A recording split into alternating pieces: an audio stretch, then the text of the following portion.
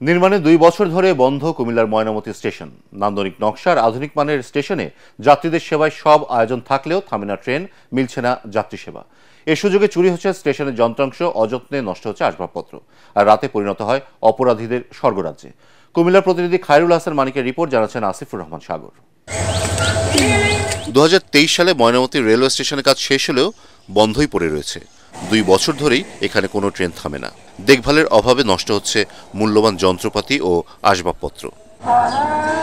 স্টেশনের প্ল্যাটফর্মে চলছে ধান মাড়াইয়ের কাজ। স্থানীয়দের কাছে হয়ে উঠেছে বিনোদন কেন্দ্র, আর রাতে স্টেশনটি চলে যায় বখাটেদের দখলে, পরিণত হয় অপরাধের স্বর্গরাজ্যে। এখানে যদি ট্রেন থামতো তাহলে অনেক মানুষের বিভিন্ন সুবিধা হইতো, এখানে সবাই আসতে পারতো বা যাতায়াতটা খুব ভালোই হইতো। এখানে ট্রেন থামলে দেখা যাচ্ছে আশেপাশের মানুষ এদিকে দাঁড়াতে পারে না, অনেক দূর যাইতে হয়। এখানকার মানুষরা কিন্তু এখানেই দাঁড়াতে পারে। এটা বন্ধ থাকার কারণে এটার অলরেডি লাখ লাখ টাকার অনেক যন্ত্রাংশ অলরেডি চুরি হয়ে গেছে। এই যে আপনারা দেখেন ওইদিকে ধান শুকাইতেছে মানুষ, এদিকে পোলাপানে রাত হলে এই নেশা মাদক এগুলা নিয়ে ব্যস্ত থাকে। স্টেশনটি চালু হলে স্থানীয় যাত্রীরা যেমন উপকৃত হবেন, তেমনি রাজস্ব আয় বাড়বে সরকারের। এখানে যদি ট্রেন প্রতিনিয়ত থামতো, এদিকে আমাদের অনেক যাত্রীরা, কুমিল্লা সিটির অনেক যাত্রীরা সুবিধা হতো।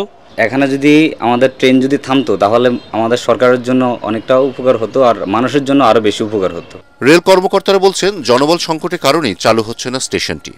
আসলে লোকবল সংকটের জন্য হয়তো লোকবল দিতে পারতেছে না দেখে হয়তো চুরিটা বেড়ে গেছে আর কি। এই জন্য তো আসলে লোকবল যদি না দেওয়া হয় আসলে এগুলো ঠেকানো আসলে খুবই দুরূহ ব্যাপার। তো ঊর্ধ্বতন কর্তৃপক্ষের আসলে চূড়ান্ত সিদ্ধান্ত। আর লোকবল সংকট আছে বর্তমানে, এগুলো সংকট থাকাতে বিশেষ করে স্টেশনগুলো বন্ধ।